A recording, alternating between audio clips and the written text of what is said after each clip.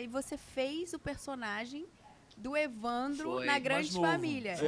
Foi. Primeiro, eu queria que você falasse como é que foi participar desse projeto, que eu acho que é um dos mais emblemáticos da televisão. Ficou 13 anos. É incrível, né? E, assim, de uma forma tão potente que até hoje o Lucinha é o Tuco, o Pedro é o Agostinho, Bel, né? Você participou desse projeto, como foi isso? E mais, assim, eu acho que você fez uma coisa que, pra mim, é uma das mais difíceis, que é você ou representar alguém que existiu, Sim.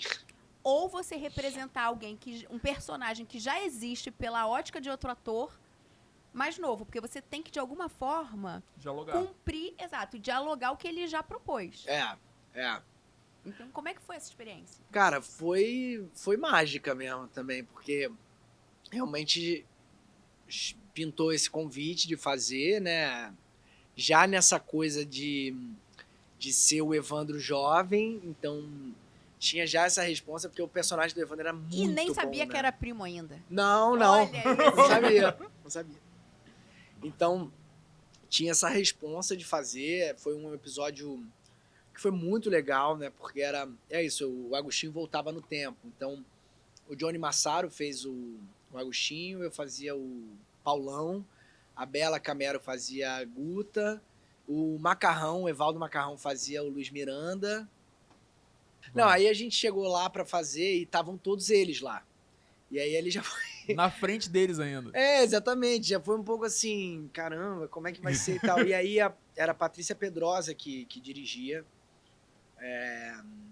E aí ela deu uma dica muito boa, que ela falou, cada um vai no seu, né, no que você vai fazer e pergunta como é que ele falaria as falas. E principalmente o Evandro, ele tinha uma coisa muito De trocar as coisas. ele Então- falava como é que ela fala? Bel-bel. Bel-bel. Era foda, né? Augustus. Ele fazia umas coisas assim, é muito gênio, né? Muito gênio. E aí ele foi muito generoso, muito gentil já, e pegou fala por fala e falou como ele falaria.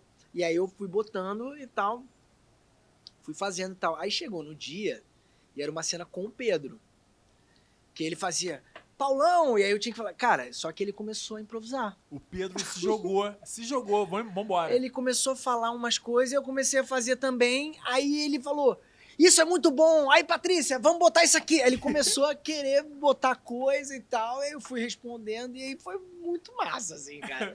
Porque ele improvisou, eu fui junto. E aí ele chegou pra diretora e falou, olha, ele inventou um negócio aqui. Eu falei, não, fui eu não.